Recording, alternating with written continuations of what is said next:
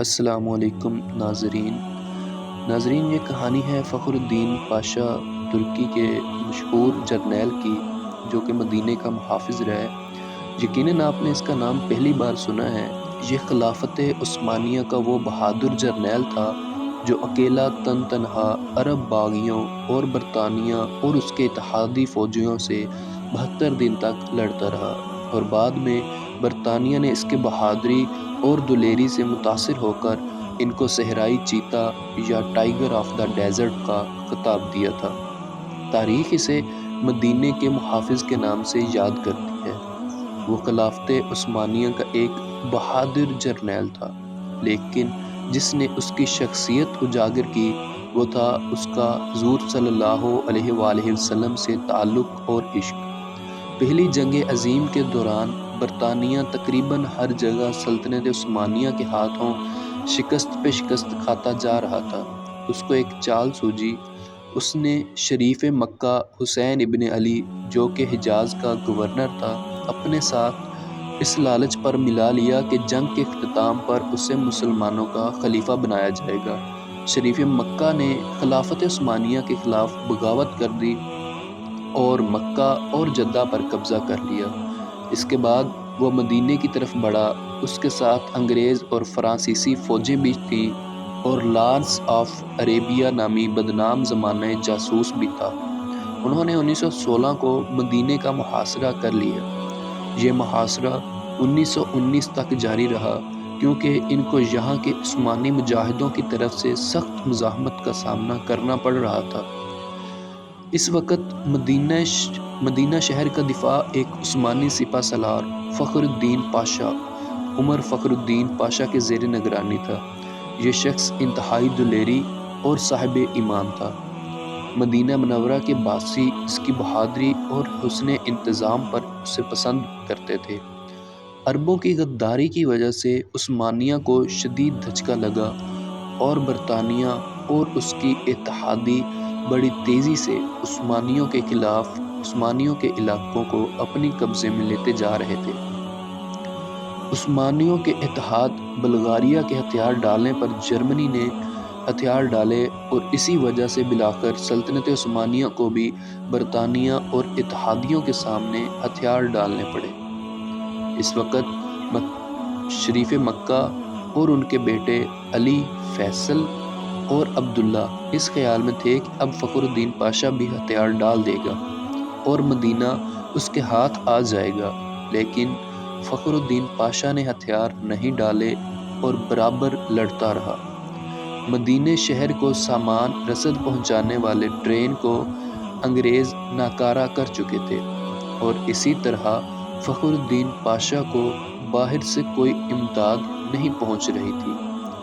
محاصرے کے دوران مدینہ پر 130 بار حملہ کیا گیا، اور 23 اپریل 1918 کو مدینہ کی مقدس سرزمین 300 بم برسائے گئے۔ کھانے پینے کی چیزیں ختم ہو چکی تھیں، اور فخر الدین پاشا اور اس کی فوج ٹڈے کھا رہے تھے، لیکن ہتھیار نہیں ڈال رہے تھے، اس لیے کہ اس کو خواب میں حضور صلی اللہ علیہ وآلہ وسلم نے حکم دیا تھا کہ ہتھیار نہیں ڈالنا۔ سبحان اللہ۔ ایک ترک مصنف لکھتا ہے، ایک مرتبہ 1918 میں جمعے کے دن فخر الدین پاشا مسجد نبوی میں نماز کے دوران خطبہ دینے ممبر کی سیڑھیوں پر چڑھنے لگا تو آدھے ہی راستے میں رک گیا، اور اپنا چہرہ حضور صلی اللہ علیہ وآلہ وسلم کے روضہ مبارک کی طرف کرتے ہوئے عرض کیا، اے اللہ عز و جل کے رسول صلی اللہ علیہ وآلہ وسلم، میں آپ صلی اللہ علیہ وآلہ وسلم کو کبھی نہیں چھوڑوں گا۔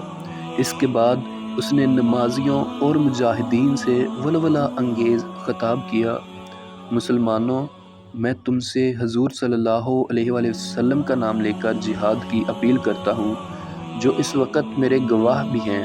میں تمہیں یہ حکم دیتا ہوں کہ دشمن کی طاقت کی پرواہ نہ کرتے ہوئے ان حضور صلی اللہ علیہ وآلہ وسلم اور ان حضور صلی اللہ علیہ وسلم کے شہر کا آخری گولی تک دفاع کرو۔ اللہ عز و جل ہمارا حامی و ناصر ہو، اور حضور صلی اللہ علیہ وآلہ وسلم کی برکت ہمارے ساتھ ہو۔ ترک افواج کے بہادر افسروں، اے چھوٹے محمدیوں، آگے بڑھو اور میرے ساتھ مل کر اللہ عز و جل اور اس کے رسول صلی اللہ علیہ وآلہ وسلم کے سامنے وعدہ کرو کہ ہم اپنے ایمان کی حفاظت اپنی زندگیاں لٹا کر کریں گے۔ اس کے بعد فخر الدین پاشا نے کہا، اسے خواب میں حضور صلی اللہ علیہ وآلہ وسلم نے حکم دیا تھا کہ وہ ابھی ہتھیار نہ ڈالے۔ اگست 1918 میں جب اسے شریف مکہ کی طرف سے پیغام آیا کہ ہتھیار ڈال دو تو اس نے ان الفاظ میں جواب دیا، فخری پاشا کی طرف سے جو عثمانی افواج کا سپہ سالار اور سب سے مقدس شہر مدینے کا محافظ اور حضور صلی اللہ علیہ وآلہ وسلم کا ادنا غلام ہے، اس اللہ عز و جل کے نام سے جو ہر جگہ موجود ہے کہ میں اس کے سامنے ہتھیار ڈالوں جس نے اسلام کی طاقت کو توڑا، مسلمانوں کے درمیان خون ریزی کی اور امیر المؤمنین کی خلافت پر خطرے کا سوالیہ نشان ڈالا اور خود کو انگریز کے ماتحت کیا۔ جمعرات کی رات میں نے خواب میں دیکھا کہ میں تھکا ہوا پیدل چل رہا تھا اور اس خیال میں کہ کسی طرح مدینے کا دفاع کیا جائے۔ اچانک میں نے ایک جگہ پر خود کو نامعلوم افراد کے درمیان پایا جو کہ کام کر رہے تھے۔ پھر ان میں سے ایک بزرگ شخصیت کو دیکھا، وہ حضور صلی اللہ علیہ وآلہ وسلم تھے۔ سبحان اللہ۔ انہوں نے اپنا بایاں ہاتھ میری پیٹھ پر رکھا اور مجھ سے تحفظ کا احساس دلانے والے انداز میں کہا، میرے ساتھ چلو۔ میں ان کے ساتھ 3-4 قدموں تک چلا اور پھر بیدار ہو گیا۔ میں فوراً مسجد نبوی گیا اور ان کے روضے کے قریب اپنے رب کے حضور سجدے میں گر پڑا اور اللہ عز و جل کا شکر ادا کیا۔ اب میں حضور صلی اللہ علیہ وآلہ وسلم کی پناہ میں ہوں جو میرے سپہ سالار اعلیٰ ہیں۔ میں مدینے کی عمارتوں، سڑکوں اور اس کی حدود کے دفاع میں دل و جان سے مصروف ہوں۔ اب مجھے ان بیکار پیشکشوں سے تنگ نہ کرو۔ 30 اکتوبر 1918 کو سلطنت عثمانیہ نے ہتھیار ڈال دیے اور وزیر جنگ نے فخری پاشا کو پیغام بھیجا کہ ہم نے معاہدہ کر کے ہتھیار ڈال دیے ہیں، اب تم بھی ہتھیار ڈال دو۔ لیکن فخر الدین پاشا نہ ماننے اور اپنی تلوار حوالے کرنے سے انکار کیا۔ اس پر عثمانیہ نے اسے عہدے سے برطرف کر دیا، لیکن اس کے باوجود بھی وہ ڈٹے رہے اور اسی طرح لڑتے رہے۔ اسی طرح جنگ ختم ہونے کے باوجود یہ صحرائی چیتا، یہ عاشق رسول صلی اللہ علیہ وآلہ وسلم 72 دنوں تک اکیلے عرب باغیوں اور برطانیہ اور اس کے اتحادیوں سے لڑتے رہے اور اپنے چھوٹے سے دستے سے مدینے کی طرف حفاظت کرتے رہے۔ آخرکار اس کے اپنے ہی ساتھیوں نے تنگ آ کر خود کو اسے پکڑوا کر دشمنوں کے حوالے کر دیے۔